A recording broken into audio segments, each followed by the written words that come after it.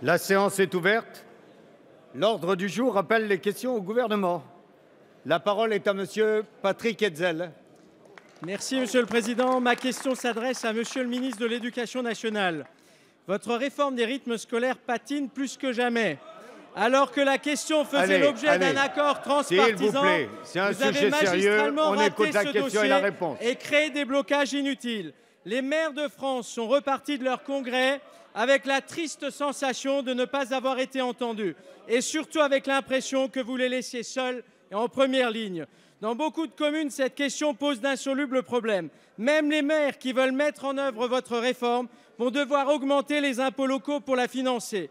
Il faut donc plus que jamais trouver une solution pour apaiser et en revenir à l'intérêt des enfants. C'est la raison pour laquelle, avec Xavier Bertrand et les collègues du groupe EMP, nous portons une proposition de loi qui permettra une sortie par le haut. Notre texte donne des leviers d'action aux maires. Il s'articule autour de 3 principes très simples. La liberté de choix des maires, qui est quand même un point essentiel. La concertation avec tous les acteurs concernés, point sur lequel vous avez totalement failli, Monsieur le ministre. Et enfin, la compensation financière intégrale par l'État.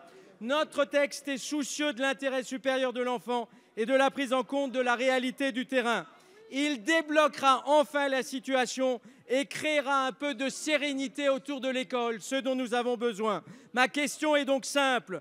Allez-vous enfin saisir cette occasion pour apaiser le débat, rassurer les familles de France et donner les moyens aux maires pour qu'ils puissent agir efficacement?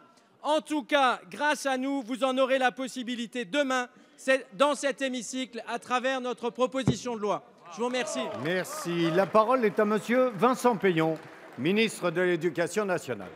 Merci, Monsieur le Président. Monsieur le député Patrick Hetzel, vous avez raison de souhaiter que le débat autour du temps scolaire et du temps éducatif soit un débat apaisé. Et d'ailleurs, j'ai noté au Congrès des maires que c'était l'état d'esprit des maires de France.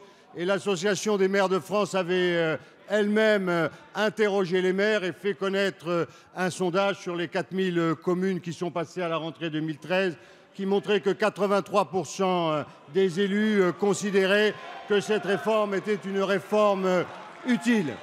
Elle est poursuivie dans l'intérêt des enfants.